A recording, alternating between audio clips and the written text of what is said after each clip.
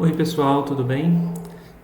Bom, então nesse vídeo eu vou falar sobre dois exemplos de aplicação da dinâmica hamiltoniana para proposição de cadeias, né, em MCMC, tá certo? E os dois exemplos são em regressão logística. Tá, então, para complementar aquele exemplo que a gente viu na aula passada, onde a gente falou sobre um caso de duas dimensões, né? A gente só tinha dois parâmetros para estimar, porque x só tinha uma covariável, então a gente só tinha um intercepto e um efeito de covariável para estimar. Então eram só dois parâmetros. Tá? Então, só relembrando, e aqui a gente vai trabalhar com mais, tá? Com mais do que dois, só para mostrar potenciais dificuldades, né? O que pode acontecer quando você aumenta a dimensão. Então vamos lá. Só relembrando, né, o que a gente faz a gente, de acordo com a dinâmica hamiltoniana, a gente tem um θ, né, que a gente gostaria de obter amostras dele, né, dado y, e a gente insere novas variáveis p. Né? E aí isso fica fatorado como p de y dado θ, p de θ, então essa parte aqui é a parte do modelo original, vezes a priori do P, né, dessas variáveis auxiliares, que aqui eu estou colocando dessa forma, né, P com distribuição normal, 0, MI. Tá? Bom, e aí o que a gente precisa fazer? A proposta vai ser simplesmente a aplicação da dinâmica hamiltoniana discretizada via leapfrog, né, que tem essa cara. P recebe P mais epsilon sobre 2 vezes a derivada do log da conjunta, θ recebe θ mais epsilon vezes a derivada disso aqui com respeito ao P, e o P vai receber de novo, né, um passo de tamanho epsilon sobre 2, né? Então é meio passo na direção de P, um passo completo na direção de θ e meio passo na direção de P novamente. Tá? Então, só para relembrar, isso é o que a gente vai fazer pela discretização lá do leapfrog, tá certo? Bom, e aqui, pessoal, a gente já tinha feito esses comentários, né, sobre as derivadas parciais, então isso aqui já está disponível de forma analítica, né? A gente consegue fazer a conta de quem é a derivada do log da conjunta, tá certo? Tem essa expressão aqui, que é uma expressão razoavelmente simples, né?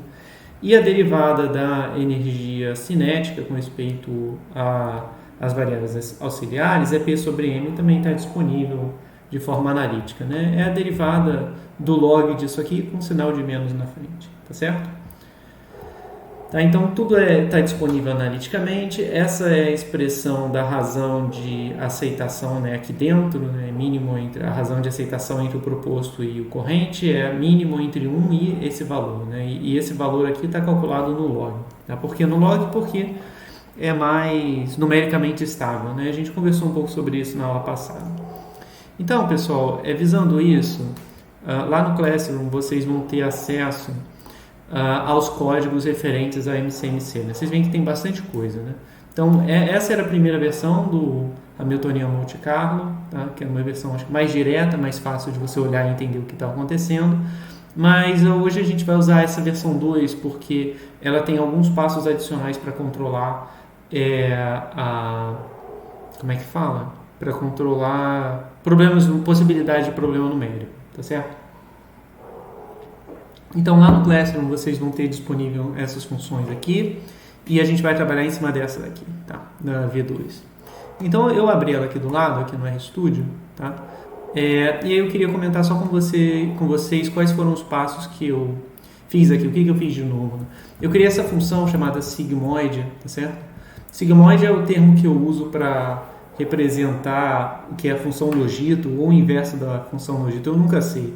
Né, mas é essa expressão aqui, tá? Então, a sigmoide do seu argumento, eu estou chamando o argumento dela, que eu botei aqui de x, né? Na verdade, eu estou chamando x de tudo isso, tá? Então, essa função, ela leva x em e elevado a x sobre 1 mais e elevado a x, certo? Isso aqui, obviamente, vai dar um valor entre 0 e 1, né? Só que, rodando isso aqui na prática, eu vi que muitas vezes a gente chegava num P igual a 1, numericamente falando, no computador, ou P igual a 0, numericamente falando. Né? Apesar de nunca ser exatamente igual a 0, tá certo? Ou exatamente igual a 1. E isso dá um problema. Né? Por que dá problema isso? Porque Porque tanto o caso extremo de P igual a 1 quanto P igual a 0, o log da verossimilhança não está bem definido, certo? Não está bem definido. Deixa eu ver se eu tenho a expressão do log aqui. Eu tenho em algum lugar, peraí. Aonde está? Ah, tá aqui, ó, a expressão do log, né? Ó, log verossimilhança. Quem é o log verossimilhança? É y log da probabilidade. Se essa probabilidade aqui for 0, né, dá menos infinito, aí acabou, né? A gente não consegue fazer as contas. Aqui é a mesma coisa, tá certo? Aqui é a mesma coisa. Só que acontece trocado, né? Se o π for 1, aqui vai dar log de 0, então tanto 1 quanto 0 são problemáticos, né? Então o que eu fiz aqui, né, nesse caso, para tornar mais numericamente estável e não ter esse tipo de problema? Eu limitei a função, essa função sigmoide é essa função aqui limitada, né? Ela não pode atingir, ela não atinge como limite o 0 e o 1, ela atinge como limite esse valor aqui, que é um pouquinho acima de 0, né, como cota inferior, e como cota superior, esse valor que é quase igual a 1, né? 0,999, tá? Porque isso ajuda, né, a não dar problema numérico quando a gente olha para esses dois esses dois casos aqui, tá certo? Tá? Uma outra forma que eu não investiguei, mas que também é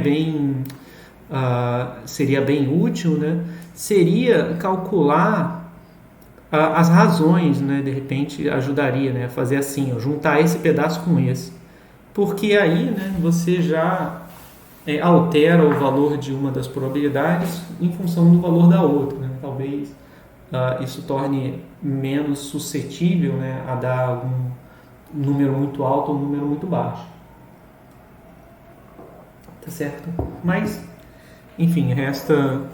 Teria que tentar para ver se isso funciona, né? Se funciona de uma forma melhor, tá? Mas enfim, foi basicamente isso que eu fiz aqui. Eu só mudei essa sigmoide e aí isso vai mudar lá embaixo, né? Porque, por exemplo, no log da verossimilhança, essa função que avalia a log verossimilhança que eu vou usar para fazer aqui, ó, para fazer essa parte, essa aqui, né?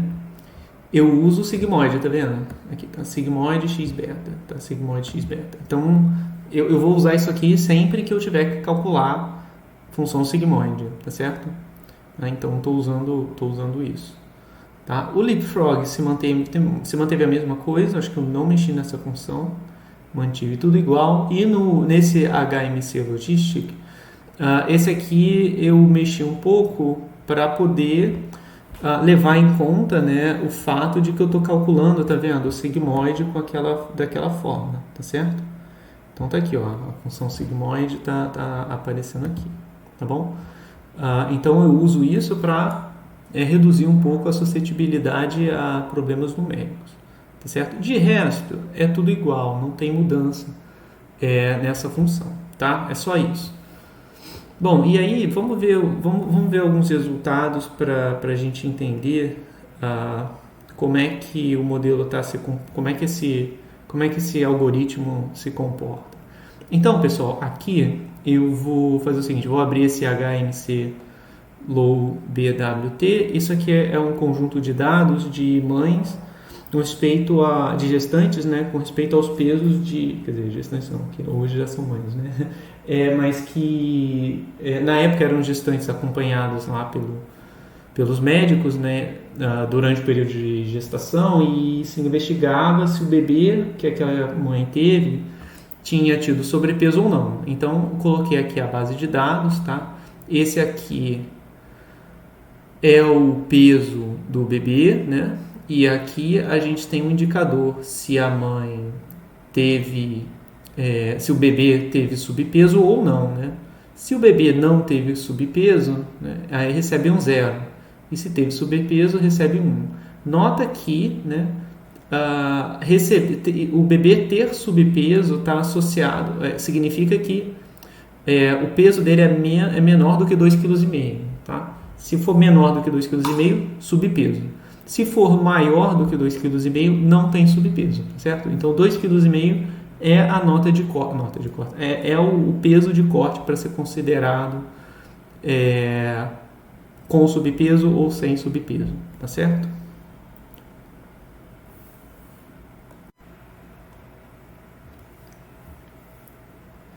Bom, pessoal, então continuando, né?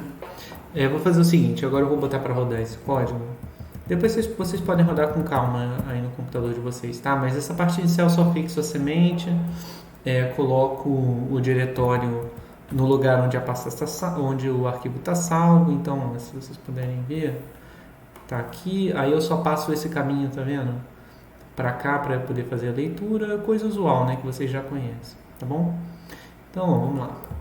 Aqui rodei, fiz a leitura dos dados. Eu sempre leio como as matrix, porque eu detesto data frame. Não consigo fazer conta com data frame, ele dá um monte de problema. Eu sempre leio como matrix, mas enfim. Aí vamos lá. A primeira parte, né, os processamentos. O Y, a primeira coluna é a coluna da resposta, né? Então eu peguei o Y na primeira coluna. O X, quem vai ser o X? Eu vou colocar uma coluna de uns, né? Porque sempre tem que ter um intercepto. E vou tirar a primeira coluna, que é o Y. Além da primeira coluna, eu também tenho que tirar a 10ª coluna, né? Porque são os pesos dos bebês. Então, ó, se eu pedir aqui head de X, vocês vão ver as primeiras 6 linhas de X, ó, tá vendo? Essa última coluna aqui, o que é ela? O que é isso, né? Isso aqui é o peso dos bebês, tá certo? Então, aqui eu já sei se tem sobrepeso ou não só de olhar para essa coluna, tá certo? Então, eu vou tirá-la daqui, porque a ideia do modelo é prever se aquela mãe, né, dadas as características da mãe, e aí, bom, as características estão aqui, tá certo? Depois, quando eu botar lá no Classroom, eu vou colocar algum arquivo descrevendo exatamente o que é cada coluna dessas, tá certo, pessoal? Mas são características da mãe, peso da mãe, idade, tá certo? Enfim, tem várias coisas, número de visitas ao médico, se a mãe teve irritabilidade uterina ou não, a maioria é categórica, tá? Mas isso aí vocês vão ter acesso certinho para interpretar o que são as variáveis, tá? Aqui o interesse maior é entender como é que funciona o método de inferência do que fazer a modelagem em si. Embora, né, na estatística o interesse maior sempre é a modelagem, né? Mas enfim, aqui a gente está tratando mais do método de Hamiltonian Monte Carlo. Bom, vamos lá. Então tem que tirar a 10ª coluna, porque, né, ela não faz parte das covariáveis. E eu também vou fazer uma padronização aqui na 3ª coluna, tá certo? Porque os valores estão muito diferentes. Eu poderia fazer na 2ª também, mas não é necessário, tá? Então, beleza, já está padronizado certinho. Agora, para conferir, né, eu vou pedir head de X de novo, tá vendo? Então, já está mais razoável. Então, posso começar a tratar os dados assim. Então, vamos lá. Agora eu vou pegar aqui o número de linhas, número de colunas. Esse comando source aqui, ele vai catar lá no... A gente usou na aula passada, né? Ele vai pegar aqui e vai ler esse arquivo aqui, né? E esse arquivo é esse que está aqui. Ou seja, só tem a função aqui dentro, a função do R, né? Então, quando ele lê esse arquivo, ele vai carregar as funções para dentro da seção do R. Tanto é que, tá vendo? Eu acabei de rodar, ele gerou esses 4 objetos que não existiam antes, né? São as funções, tá? Que tem naquele arquivo. Então, tem essas 4 aqui, que são as funções que a gente vai usar, tá? Para fazer o MCMC. Bom, eu gosto de começar com máxima verossimilhança, né? Só para ter uma ideia de quem são os coeficientes. Então, vamos lá, beta, hat, né? Então, os coeficientes são assim, os valores todos entre menos 2 e 2, tá certo? Acho que não vai dar grandes problemas numericamente, porque esses coeficientes são muito próximos, né? São valores muito razoáveis, não tem um coeficiente muito grande, um coeficiente muito pequeno, que em geral às vezes dá problema. Por isso a gente padroniza e tudo mais, certo? Então vamos lá. Aí aqui, pessoal, eu coloquei esses 3 exemplos para a gente verificar. Qual é a diferença entre eles? Bom, o principal, né? O epsilon, que é tamanho do passo, 0.02, e eu estou dando 100 passos, tá certo? Então, eu estou dando 100 passos de leapfrog na hora de propor, cada um com tamanho 0,2. Então, é como se eu me movesse, né, uma distância, digamos assim, né, fazendo uma conta mega rápido, uma distância de 2 unidades no espaço, tá certo? Porque cada passo tem isso aqui de tamanho, são 100 passos, então o tamanho da corrida, né, é de 2 unidades, tá certo? Tá? Então, idealmente, o epsilon tem que ser pequeno e o número de passos tem que ser grande, porque quanto maior o tamanho do passo, pior vai ser a regularização, tá? Pior vai ser a discretização, tá certo? A gente quer discretizações boas da dinâmica hamiltoniana. Então, esse cara acaba sendo pequeno e para eu conseguir propor um valor razoavelmente longe de onde eu estou, o L tem que ser grande. Isso está mantido fixo em todos esses casos, tá certo? Eu rodei só 1000 iterações para ele rodar relativamente rápido. Vou colocar aqui para rodar um pouquinho, porque ele leva aí talvez meio minuto, algo assim para rodar. Então, enquanto eu vou explicando, ele vai rodando. A diferença, pessoal, está no M, tá certo? Está nesse M aqui. Né? Quem é o M? Né? Vamos voltar aqui para a gente poder ver. O M é a priori das variáveis auxiliares, tá vendo? Tá? Então é a priori das variáveis auxiliares. Então a gente está vendo aí, né, se faz muita diferença o valor de M ou não, tá?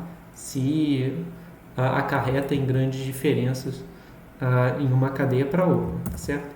Eu vou rodar aqui a cadeia 2, tá? Onde o M é 10, então é um pouco menor. Aqui a variância é bem alta para essas variáveis auxiliares P. A segunda cadeia está rodando.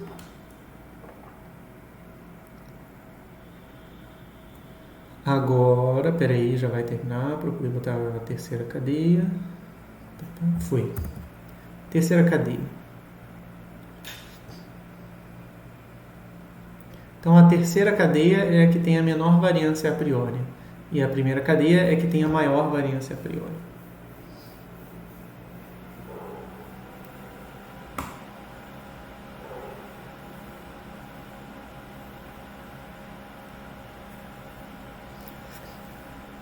Foi. Bom, agora vamos ver as probabilidades de aceitação, tá? Aí aqui eu vou colocar igual a gente fez na aula passada. Então, ó, muito raro eu gerar um valor com probabilidade de aceitação baixa, né? Praticamente não aconteceu. Aqui todas as aceitações estão muito altas e principalmente aqui, né, perto de 1. A esmagadora maioria delas é quase igual a 1, né? Tem quase 100% das vezes, quando eu gero os valores, a aceitação está entre 0,99 e 1. Então, estou aceitando bastante, né? Tá, vamos ver a segunda cadeia, que tem a variância um pouco menor. Ó, também tá bom, né? Também obtém quase 100% de aceitação. Agora, vamos ver a cadeia 3. Esse aí, a aceitação está zero, né? Praticamente. Então, esse foi bem ruim, na verdade, tá certo? Então, eu acabei não aceitando nada, porque a variância é muito pequena, tá certo? Qual é a relação, né, entre uma coisa e outra? Por que isso é só chute ou faz sentido, né? Nunca é só chute. Faz sentido, na verdade. Deixa eu colocar deixa eu mudar aqui o tamanho do papel para poder mostrar para vocês tá plain? Tudo bem, dá para fazer assim. Então, qual é a diferença, né? Então, a gente tem que lembrar que está trabalhando num espaço estendido. Então, aqui está o meu θ, aqui está o P. Eu vou fazer o caso em que θ é unidimensional. Então, o P é unidimensional também, porque senão eu não consigo desenhar, tá certo? Então, vamos supor que essa seja a minha curva. Eu sempre faço o mesmo formato meio de violão, né? Mas, enfim, vamos supor que essa seja a densidade alvo aumentada, né? Que ela seja assim. O meu interesse, pessoal, está em θ, tá certo? O meu interesse maior está em θ. Eu quero uma amostra de θ, o P é só um artifício, né? Para eu conseguir gerar uma proposta boa. Então, o que vai acontecer? Né? Nota o seguinte, esse caso aqui, né? O que eu vou fazer? Eu vou começar aqui nesse ponto e aí eu vou propor ao longo dessa curva e aí vamos supor, né, que eu proponho um valor aqui, tá certo? Então, eu gerei aqui, né, eu comecei com esse valor, né, um θ e P, e gerei aqui um θ estrela, P estrela, tá? Vamos supor isso, através da dinâmica do Hamiltoniano, tá? Então, vamos considerar, só como exemplo, esse caso onde a variância é igual a 100, tá? Agora, aqui embaixo, eu vou fazer um novo caso onde a variância é igual a 1, digamos, tá? Que é bem menor. Essa é a variância do P. O que deve... É claro, pessoal, que isso é uma representação, tá certo? Mas é só para dar uma ideia. O que deve acontecer com esse P aqui, né? Com esse P que tem variância menor? A variância do P está ligada com a extensão vertical dessa curva, né? Então, como o θ fica igualzinho e ao P que muda, né, só a única mudança aqui de um caso para o outro é o P, provavelmente eu vou ter uma curva mais achatada, tá vendo? Que preserva mais ou menos o mesmo formato, só que ela é um pouquinho mais achatada. Quer dizer, nesse caso é bem mais achatada. E aí, o que acontece? Isso aqui é o meu tamanho L vezes Epsilon. É o tamanho da minha... do percurso, né, do Leapfrog. É o L, que é a quantidade de passos, e o Epsilon, o tamanho de passo. Aí, o que vai acontecer aqui, né, é que eu vou rodar muito mais, porque eu preciso pegar esse pedaço aqui e transplantar para cá. Como aqui está mais achatado, eu acabo percorrendo um caminho maior, tá certo? E vindo parar aqui. Tá bom? Então, né, o meu entendimento intuitivamente é de que se o M é pequeno, com o mesmo tamanho, né, com o mesmo tamanho de percurso, você chega mais longe. Mas isso não é bom? Ah, não necessariamente. Por quê? Porque tem os passos de Leapfrog, né? Isso é uma discretização. Então, quanto mais longe eu percorro na minha discretização, né, mais eu posso me distanciar da curva real, né? Da curva real. Né? Da curva real não, que eu digo é da dinâmica contínua, né? A dinâmica não aproximada de forma discreta, tá certo?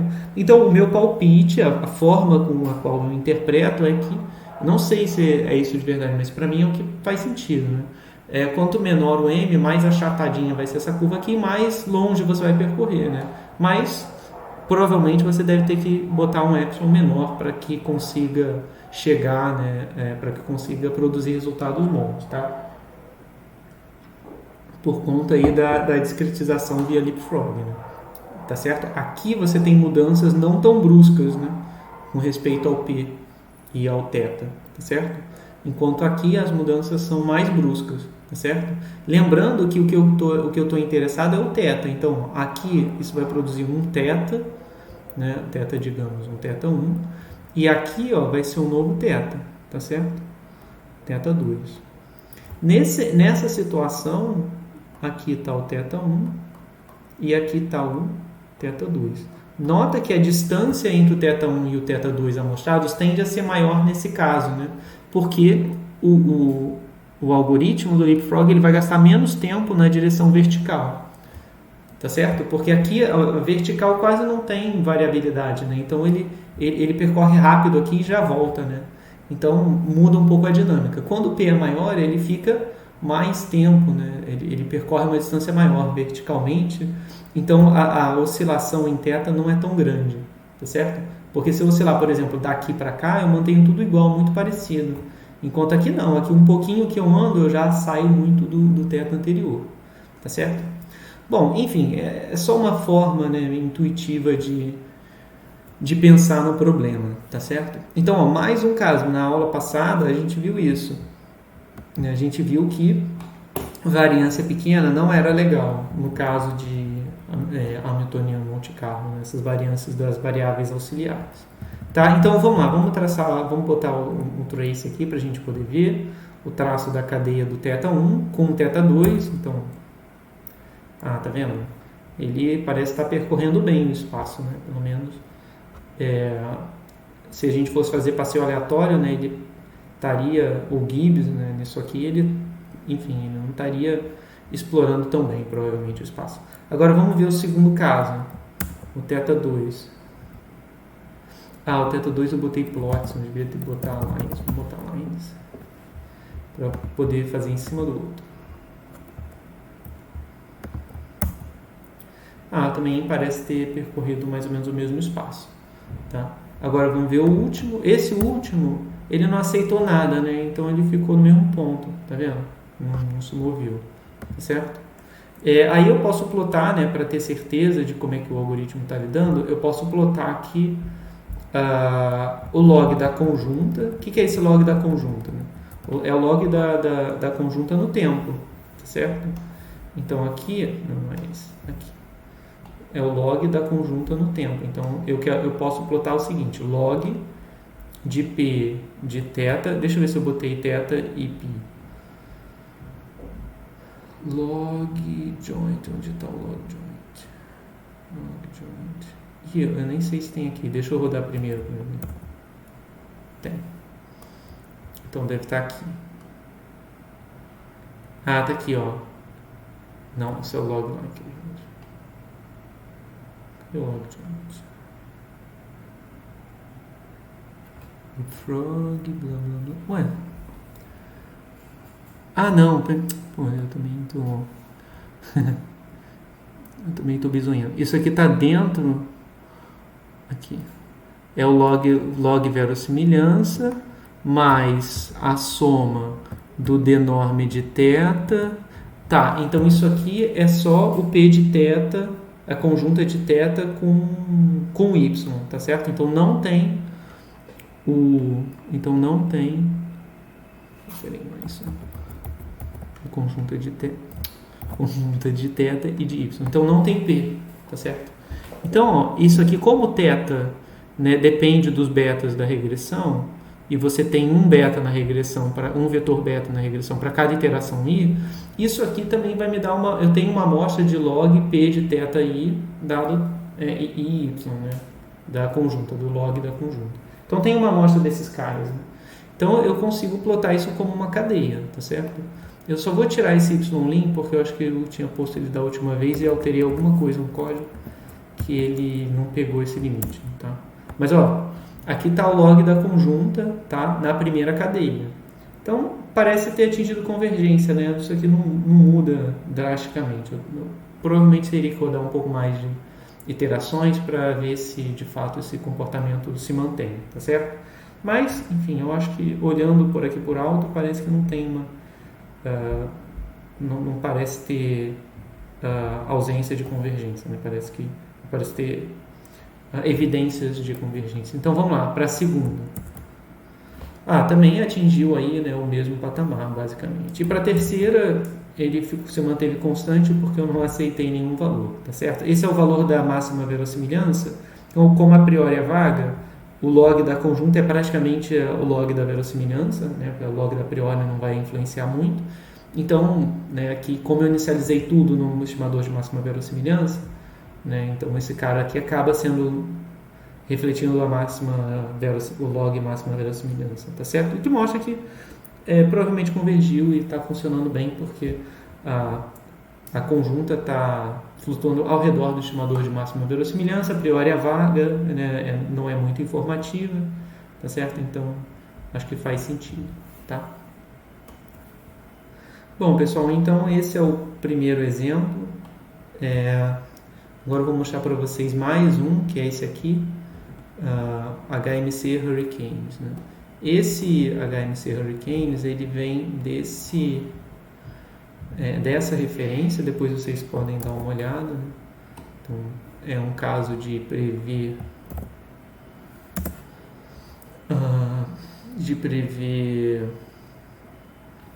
o tipo de furacão, tá certo?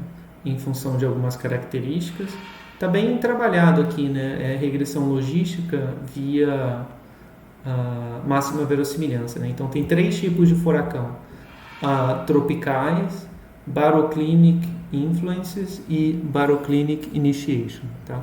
Então são 3 tipos, eu não sei o que são esses tipos aqui, só o tropical que eu imagino que seja, mas enfim, como não entendo muito de furacões. Então é o caso de previsão em 3 etapas, em 3 classes, né? Eu juntei aqui a classe verde e a azul porque, bom, o exemplo também junta e porque as duas são baroclínicas, então eu imagino que não seja tão ruim assim juntar tudo, tá certo? Então é um caso de regressão logística onde a gente quer prever o tipo de tropical, o tipo de furacão, ou tropical ou não tropical, tá vendo? E aqui tem por localização, latitude e longitude, tá certo? Só de olhar aqui, né, o caso na vertical faz muita diferença, né? Parece que os tropicais acontecem mais no sul né, tomando como ponto de referência aqui mais ou menos o meio dos Estados Unidos, né? Então os furacões tropicais costumam acontecer aqui e os não tropicais aqui em cima, tá certo? Tá? Então é bem interessante, depois eu recomendo vocês olharem aqui com calma, tá certo? Então é bem legal. Então vamos lá, deixa eu voltar aqui para a gente poder botar para rodar. Tá? Então, pessoal, nesse caso desse dataset, a gente vai fazer o download da página. Tá?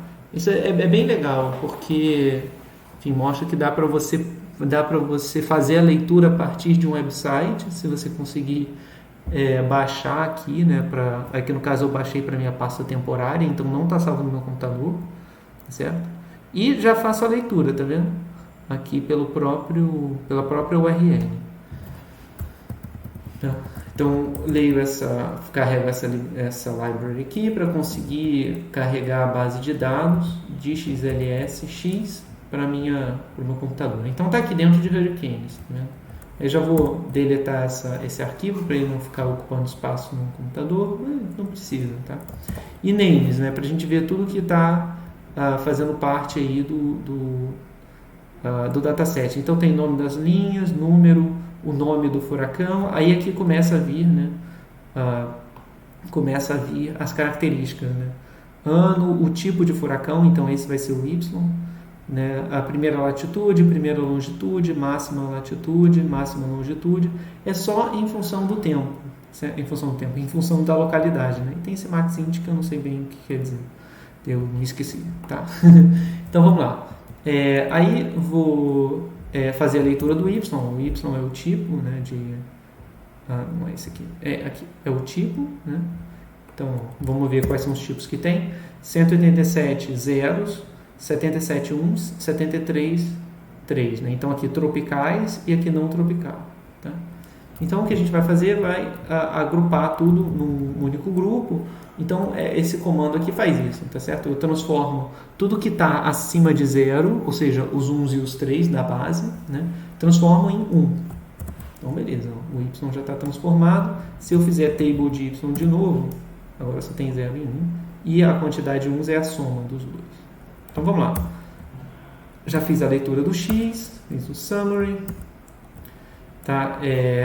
O fato do X no 2, né, é o ano. O ano está muito diferente das outras grandezas, então eu acabei padronizando o ano, tá certo? Então eu coloquei aqui o X, número de linhas, número de colunas, faço de novo a leitura. E aqui eu tenho o meu beta hat, né? Vamos ver qual é a estimativa de máxima verossimilhança. Então tá aqui, ó, os valores entre 0 e 1, né? Todos eles, menos o intercepto. O intercepto em geral é um pouquinho mais variado, porque eu gosto de começar no estimador de máxima verossimilhança, tá vendo? Aqui coloquei um epsilon menor, né? E coloquei aqui 100 passos, 50 passos e 10 passos, para a gente ver qual é a influência do número de passos. Então, ó, esse aqui eu vou mais longe do que esse e do que esse, certo? Então vamos lá. Vou rodar aqui o primeiro caso. Está levando ainda um pouquinho. Tá, então nota que aqui o epsilon, né, que é o tamanho de cada passo, é 10 vezes menor do que o outro, e aqui no caso 100 passos. O que provavelmente o que está lerdando mais esse código, ele está bem devagar, né? Está bem lento. Depois eu tenho que ver se eu consigo botar ele para rodar mais rápido. Mas o que eu acho que pode estar acontecendo é essa parte aqui. Eu programei de forma muito não pensada muito bem, né? Eu coloquei aqui um for de 1 até D. Eu tenho quase certeza que dá para fazer isso sem for e ele vai rodar mais rápido. Mas enfim. Vamos lá. Então terminou de fazer o primeiro, agora vou rodar o segundo. Esse vai rodar mais rápido, por quê, pessoal? Porque a cada iteração do algoritmo eu estou fazendo 50 passos do leapfrog, enquanto aqui eu fazia 100, que é o dobro, né?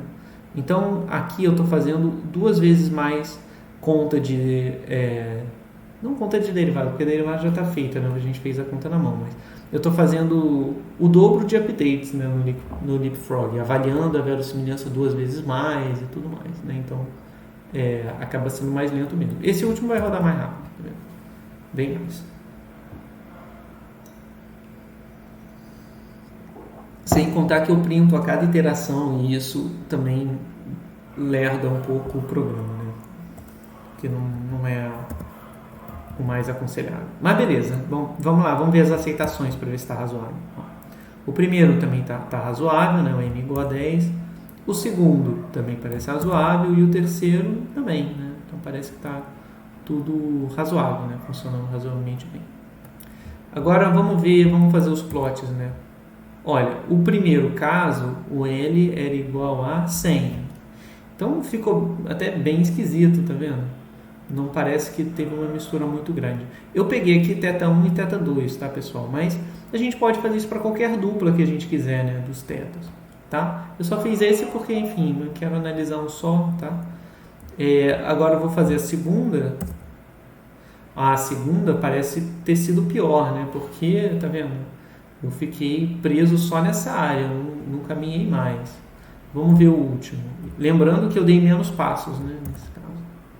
Aí o último, ó, menos passos ainda. Tá certo? Então, assim, ainda preciso tomar cuidado, né? Que talvez eu precise rodar bem mais iterações, né? Ó, então aqui está a conjunta, o log da conjunta. No primeiro caso, né? Qual o primeiro caso mesmo que eu já não me lembro mais? Com 100, né? Com tamanho de passo 100. O segundo caso também parece estar misturado, né? Eu tenho menos passos a cada iteração. E no terceiro, né, eu tenho menos passos ainda. Então, ó, o terceiro ficou muito autocorrelacionado, né? O quarto aqui também ficou pouco, tá certo? Então vamos ver a autocorrelação. Isso aqui vai dar pra gente ver bem a autocorrelação. Então vou fazer a autocorrelação no primeiro componente de θ, altíssimo, né? Mesmo isso no L igual a 100, tá? Que o L igual a 100 é bem elevado, tá? Surpreendentemente no caso 2 ficou menor. E no caso 3 também. Uma coisa... não sei se pode ser isso. Vamos olhar para a segunda componente ainda. Então esse aqui é para o θ2, tá, pessoal? Aconteceu isso. Para o θ2, tá vendo? Ficou menos autocorrelacionado no primeiro caso, né? Para a primeira cadeia, tá certo? Tá? Então, e agora, né? Agora o que eu vou fazer? Vou rodar a mesma coisa, só que com um epsilon um pouco maior, né? Cada passo vai ser um pouquinho maior. E aí vamos ver o que acontece, né? Eu vou dar 100 passos, cada passo com esse tamanho, né? Porque, enfim, eu notei que ficou um pouquinho correlacionado demais, né? Vamos ver se assim melhora. Então tem que esperar mais um pouco. E talvez eu estava sendo muito conservador na hora de escolher o tamanho de passo, tá vendo? Em cada passo estava dando muito pequeno. Tem que entender, pessoal, que cada tracejado desse aqui, né, já são 100 passos de leapfrog cada um desses, tá certo? Então, acho que eu poderia estar tomando número de passos maior. Aí por isso que eu estou fazendo um teste aqui com esse valor de 0.005, tá certo? Então, enfim, tem bastante tentativa e erro, tá? Não é um processo tão robusto assim, né? Depende de quem é o L, depende de quem é o epsilon, tá? Bom, aqui, pessoal, eu também estou tomando com vocês a versão inicial, né, do Hamiltonian Monte Carlo, né? Foi o primeiro paper. E, bom, tem várias modificações que vieram depois, tá certo? E que acho que são legais de olhar, né? Eu coloquei para vocês lá no Classroom o Riemann Manifolds HMC, né? Que usa manifolds riemannianos, e a ideia é que ao invés de botar, deixa eu voltar aqui para os slides, ao invés de colocar dessa forma, colocar essa a priori para as variáveis auxiliares, ele coloca uma a priori cuja matriz de covariâncias depende da informação de Fischer, tá certo? Com respeito ao θ, tá? Então seria aqui o valor esperado da derivada segunda do log disso, né? Tá certo? Então, fazendo isso, você usa informação da vizinhança quadrática, digamos assim, né? Então, o P informa melhor sobre o θ, né? Aqui o P e o θ são independentes, né, por essa escolha, então dá até um hamiltoniano que a gente chama de separável, né? E aí quando você coloca aqui a matriz de informação de Fisher, vai depender de θ, né? Então isso gera um hamiltoniano não separável, mas que funciona de forma melhor, de forma mais robusta. Tá linkado lá o paper, caso vocês tenham curiosidade. Eu acho que é bem legal, assim, inclusive fica a sugestão, né, para tratar como, bem possivelmente, né, como um projeto final aí do curso, caso vocês tenham interesse, né. Acho que seria bem legal, não me parece ser muito mais difícil do que o que a gente está fazendo aqui agora, né, em termos de implementação, né. Parece ser mais, ainda se manter um tanto simples, né, apesar de não ter abordado aqui, mas acho que seria uma possibilidade legal aí, se alguém quiser fazer. O paper eu vou colocar não, já está lá no Classroom. Bom, vamos lá. Então aqui, histograma das probabilidades de aceitação. Então vamos lá. Vamos ver se está mantendo a aceitação elevada. Aqui não está tão elevada assim, tá vendo? No caso 4, né? No caso 5 e no caso 6. Então, assim, os três estão parecendo bem razoáveis em termos de aceitação. Diminui um pouco com relação ao passado, mas também agora a gente está dando passos maiores, né? E então isso tende a gerar discrepância maior entre a discretização do leapfrog e o método e a dinâmica em si, né, não aproximada.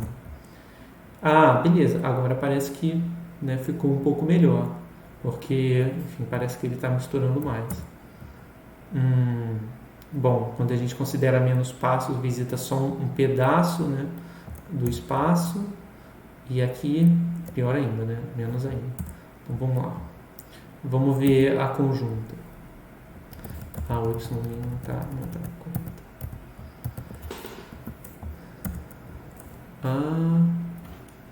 Não está reclamando das minhas margens. Claro, porque aqui eu botei 2. Tá? Então, aqui está o 1, 2 e o 3, tá vendo? Foi o que a gente já tinha rodado antes. Agora eu vou fazer o 4, o 5 e o 6. Vou tirar esse y', provavelmente ele não vai funcionar bem. Tá? Então, ficou desse jeito, né? Então, a gente vê, né, que parece que foi maior, não sei, teria que colocar os dois gráficos com o mesmo lean, né? Menos 1.100 até menos 500. Vamos colocar aqui para ver se dá certo.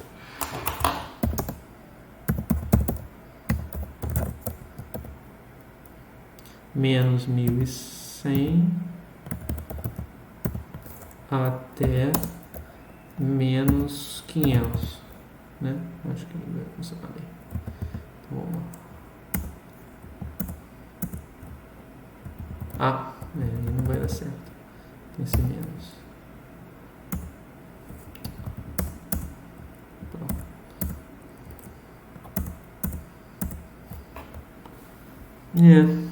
Bom, parece estar mais ou menos ao redor do mesmo patamar, né? Eu deveria botar as duas coisas juntas, né? Mas olha, tá vendo como aqui ele fica um pouco mais retido, né? Tá vendo? Aparece mais esse tempo onde ele fica preso no mesmo lugar, né? Que antes não acontecia, tipo aqui, né? Quando a gente olha aqui em cima não acontece isso. Tá certo? Tá? Qual seria a recomendação aqui, pessoal? Seria ou aumentar o tamanho do passo ainda mais, embora com esse tamanho de passo aqui a gente já tenha visto... Qual foi o tamanho de passo?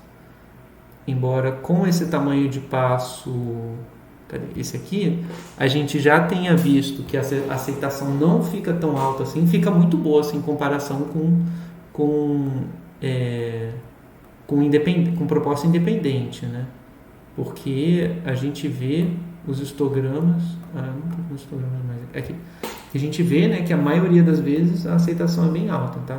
Mas aqui está um pouco mais tá um pouco mais altos essas alturas aqui dos histogramas do que naqueles outros exemplos, tá certo? Então eu acho que não teria jeito, né? Teria A gente poderia até ficar com essa aceitação, rodar talvez mais passos, né? Mas aí seria mais computacionalmente custoso, tá certo? Então, assim, pessoal, não é perfeito, é claro, né? Mas é uma alternativa a metrópoles, que a gente teria que ajustar cada uma das componentes, né? Cada uma das variâncias, tá? E também, né, essa é a primeira versão do Hamiltoniano. E a gente poderia testar o Riemanniano para ver o que acontece, certo? Olha o que aconteceu na cadeia para cadeia 4, né? No caso, para 4, 5 e 6. Né? Aqui é para o θ 2, esse cara daqui é um interceptor, ele fica ainda bem com uma autocorrelação bem elevada. Mas olha o que acontece nas cadeias 4, 5 e 6. Né? Então aqui ó, tem uma autocorrelação bem... aqui é bem menor do que aqui, né? Do que nos outros dois casos, isso com certeza. Mas olha como acontece, como é que é curioso, né? Ele tem uma autocorrelação bem elevada aqui para o final, né? Entre o lag 15 e o 25, tá certo? Por que isso? Talvez porque tem esse comportamento cíclico, né? Na hora de gerar os valores, tá vendo? Aqui, na hora de gerar. Então, talvez, sei lá, o primeiro valor cai aqui, o segundo cai mais para cá e assim sucessivamente. Então, se você for olhar os valores mais antigos, né? Vai ter uma hora que eles vão chegar perto aqui, né? Porque você fica dando voltas, né? Então você vai e volta. E aí eu acho que isso está sendo captado nesse caso, tá certo? Bom, enfim, interessante. Qual seria o conselho? Primeiro, trabalhar para que a função seja mais rápida, né? Então mexer aqui, eu acho que o que roda mais devagar é esse pedaço aqui, essa verificação da sigmoide, então é trabalhar nisso e próximos passos também, né? Botar para ele percorrer mais, talvez, né? Mais do que 100, mantendo aí esse epsilon aqui de 0,005. Acho que foi mais promissor, tá certo? Então, vamos tentar fazer só mais um caso. Eu vou colocar aqui com as variâncias um pouquinho maiores. Vamos pegar aqui 6, né? Então 7, 8, 9. Variância maior não, desculpa. Eu quero pegar com... a gente pode testar a variância mais alta. A gente pode testar várias coisas. Né? Eu vou testar agora assim, 0,5, tá? Então aqui já aumentou bastante o tamanho de passo. Tá? Vamos lá. Fazer a cadeia 7, depois a 8, depois a 9. E aí eu simplesmente copio e colo esses códigos aqui para a gente poder ver. Cadeias, traço.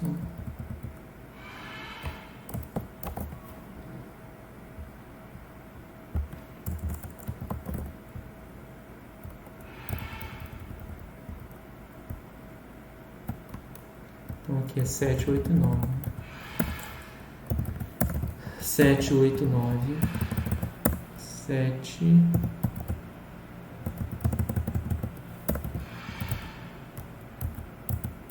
8. Enquanto ele roda, vamos rodar 8.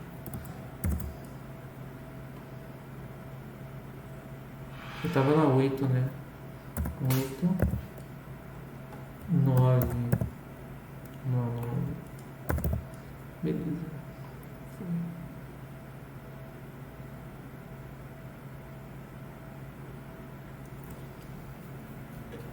Esse que terminou acho que foi a 8, né? Vamos ver. Quantas cadeias eu tenho? 8. Então aqui é a... Bom, agora vamos ver. Eu tô curioso. Confesso que eu estou curioso. Que eu não testei isso antes. Vamos ver. Ih, ele rejeitou tudo. Se ele rejeitou com 100, acho que ele vai rejeitar com 50 também. Rejeitou. Certo? Por que rejeitou tudo? Porque esse tamanho de passo aqui provavelmente é grande demais. Vamos testar assim para ver se... Vou dar isso aqui rapidinho só para ver.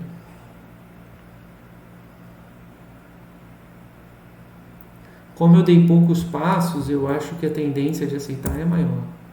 Ó, também foi 0. Ou praticamente 0. Então, tá vendo? Ainda tá meio baixo. Eu não consigo aumentar. Vou, vou voltar aqui para 0,05. Vamos ver se de repente isso não é efeito do M, né? A gente viu que M baixo não era bom. Vou pegar um M um pouco maior, né? Agora fazendo aquelas curvas mais espichadinhas na vertical, né? Certo? Para não ficar tanto desse jeito, mas ficar assim. Vamos ver como é que ele vai performar. Eu realmente não sei, tá, pessoal, como é que ele vai funcionar. Eu vou colocar aqui só para a gente testar. De repente, né? Ajuda. É sempre bom, né, a gente fazer esses testes meio que reais, digamos assim, para ver se o algoritmo funciona de forma robusta ou não, né? A gente vê logo que precisa tomar um pouco de cuidado na hora de fazer a implementação, tá certo? Ainda tem coisas a serem calibradas. Vamos lá, tá rodando. Está chegando na 8ª cadeia. Vamos. Foi. Cadê a 8 agora?